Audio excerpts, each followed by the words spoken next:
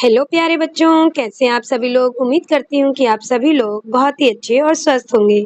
तो आइए आज हम लोग अपने हिंदी की पाठ्य पुस्तक मल्हार कक्षा 7 का पाठ 1 माँ का एक कहानी, जो कि एक कविता है, इसको समझते हैं, पढ़ते हैं। आइए तो शुरू करते हैं। माँ का एक कहानी। बेटा समझ लिया क्या तूने मुझको अपनी नानी। बालक अपनी माता से एक कहानी सुनाने के लिए कहता है तो माँ उसको उत्तर देते हुए कहती है कि बेटा, क्या तूने मुझको अपनी नानी समझ लिया है कि मैं तुझे कहानी सुनाऊं। कहती है मुझसे यह चेटी, तू मेरी नानी की बेटी, कह माँ कह लेटी ही लेटी। अर्थात बालक अपनी माता से कहता है कि माँ, मुझसे तो यह चेटी, चेटी का अर्थ है बच्चों दासी, मुझसे तो यह दासी कहती है कि तू मेरी नानी की बेटी है। बालक अपनी माता से आग्रह करता है कि माता, लेटे ही लेटे मुझे एक कहानी सुना दो। माता कहती है, राजा था या रानी, राजा था या रानी, माँ कह एक कहानी। अर्थात बच्चों, माँ बोलती है बालक से कि राजा था या रानी, अर्थात राजा की कहानी सुनोगे या रानी की। तो बालक भी प्रश्न करता है, राजा था या रानी। माँ कह एक कहानी, अर्थात माँ कोई भी कहानी कह दो, राजा की या रानी की, सब चलेगा, पर मुझे आज एक कहानी सुना दो। माता कहती है, तू है हठी मानधन मेरे, सुन उपवन में बड़े सवेरे, तात भ्रमण करते थे तेरे। बच्चों, माता कहानी सुनाना प्रारंभ करती हैं और कहती हैं कि तू है हठी। हठी शब्द का अर्थ होता है बच्चों जिद्दी, और यहाँ पर मानधन शब्द का प्रयोग किया गया है अपने सर्वस्व के लिए, यानी कि माँ बालक को अपना मानधन कहती है कि तुम्हें मेरे सब कुछ हो। सुनो मेरे जिद्दी बालक, सुन उपवन में बड़े सवेरे। उपवन का अर्थ है बच्चों बागीचा। तात भ्रमण करते थे तेरे, तात शब्द का अर्थ है बच्चों पिता। माता कहती है कि सुनो, बागीचे में भोर के समय में तुम्हारे पिता भ्रमण कर रहे थे। जहाँ सुरभि मनमानी, जहाँ सुरभि मनमानी, हाँ माँ यही कहानी। माता कहती है कि जहाँ सुरभि मनमानी, तो बालक प्रश्न करता है, जहाँ सुरभि मनमानी, हाँ माँ यही कहानी। बेटा, सुरभि शब्द का अर्थ यहाँ पर सुगंध है, अर्थात उस उपवन में बहुत ही सुगंधित हवा चलती थी। वर्ण वर्ण के फूल खिले थे, झलमल कर हिम बिंदु झले थे, हल्के झोंके हिले मिले थे। लहर रहा था पानी, लहर रहा था पानी, हाँ हाँ यही कहानी। अर्थात बच्चों, वर्ण वर्ण के फूल, यानी कि वर्ण का शब्द है रंग बिरंगे, रंग रंग के फूल खिले थे उस उपवन में। झलमल कर हिम बिंदु झिले थे, हिम बिंदु का अर्थ है बच्चों ओस। हल्के झोंके हिले मिले थे, अर्थात उस सुबह के सुहावने मौसम में सुगंधित हवा चल रही थी और वहां पर रंग बिरंगे फूल खिले हुए थे और चारों तरफ ओस की बूंदें फैली हुई थी और हल्के झोंके हवा के चल रहे थे। पानी लहर रहा था। बच्चा कहता है, लहर रहा था पानी। फिर कहता है अपनी माँ से बालक, हाँ हाँ माँ यही कहानी। गाते थे खग कल कल स्वर से, सहसा एक हंस ऊपर से, गिरा बिद्ध होकर खरशर से, हुई पक्ष की हानि, हुई पक्ष की हानि, करुणा भरी कहानी।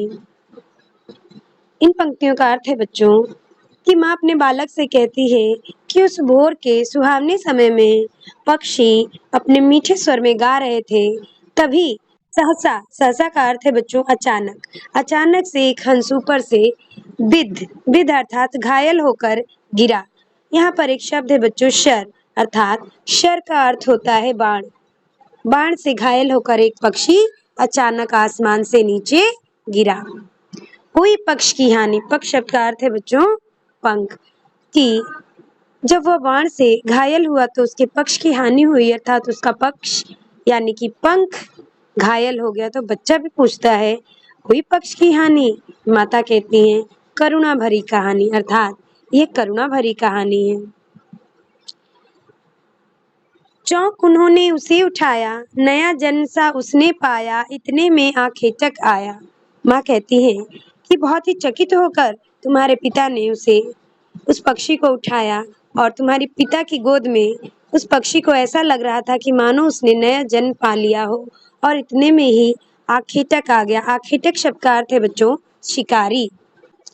लक्ष्य सिद्धि का मानी अर्थात उस पक्षी पर आखेटक ने अपने लक्ष्य को साधा।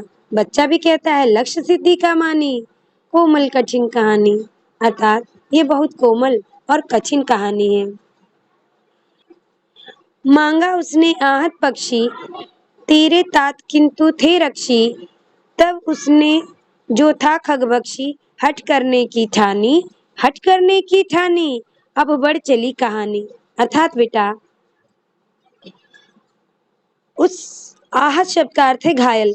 उस घायल पक्षी को आखेटक ने मांगा, अर्थात बच्चों उस घायल पक्षी को आखेटक ने मांगा, पर तुम्हारे तात अर्थात तुम्हारे पिता तो रक्षक थे। उन्होंने खगभक्षी अर्थात भक्षक को आखेटक को पक्षी देने से मना कर दिया। हट करने की ठानी, तब उस आखेटक ने हट कर लिया, जिद कर ली।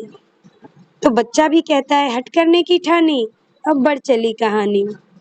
हुआ विवाद सदय निर्दय में, उभय आग्रही थे स्वविषय में, गई बात तब न्यायालय में।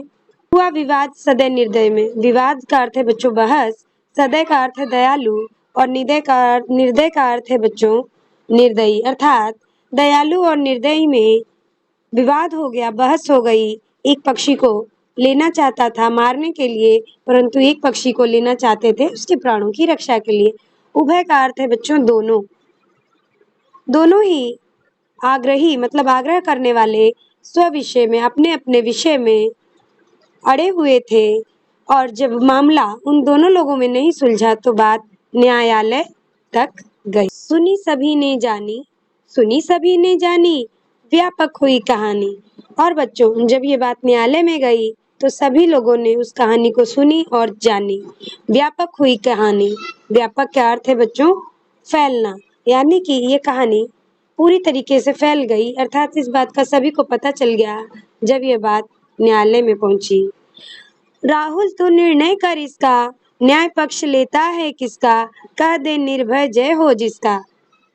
इन पंक्तियों में बच्चों बालक की माता उससे ये प्रश्न करती है कि राहुल अर्थात अपने बेटे से कहती है कि तू निर्णय फैसला कर इसका, न्याय पक्ष लेता है किसका, यानी कि न्याय किसका पक्ष लेगा।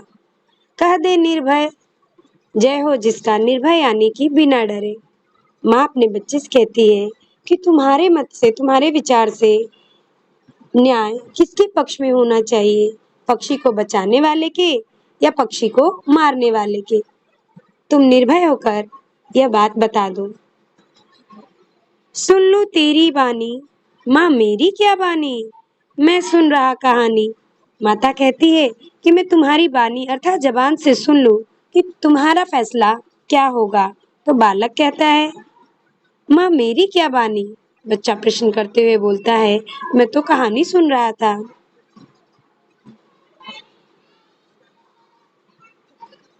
कोई निरपराध को मारे तो क्यों अन्य उसे न उबारे, रक्षक पर भक्षक को वारे, न्याय दया का दानी, न्याय दया का दानी, तूने गुनी कहानी। अर्थात बेटा कोई निरपराध को मारे तो क्यों अन्य उसे न उबारे, रक्षक पर भक्षक को वारे, न्याय दया का दानी, न्याय दया का दानी, तूने गुनी कहानी। अर्थात बेटा इन पंक्तियों का अर्थ है कि जब कोई निरपराध प्राणी को या निर्दोष प्राणी को मारे तो कोई दूसरा उसे क्यों न बचाए।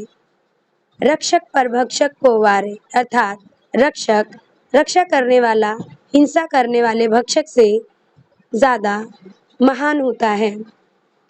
न्याय दया का दानी, न्याय हमेशा दया का दानी होता है, अर्थात न्याय हमेशा दया के साथ होता है। तो बालक भी प्रश्न करता है न्याय दया का दानी, तूने गुनी कहानी, अर्थात कि माँ तूने ये कहानी सुनाई। बच्चों इस कहानी के माध्यम से माता अपने बच्चे के अंदर न्याय, करुणा और एक सच्चे राजा के गुणों का विकास करना चाहती है। इस कविता के रचयिता है बच्चों मैथिली शरण गुप्त जी। अरे बच्चों कैसी लगी आपको ये कविता, कमेंट बॉक्स में जरूर बताइएगा। और हाँ, लाइक सब्सक्राइब करना बिल्कुल मत भूलिएगा। धन्यवाद।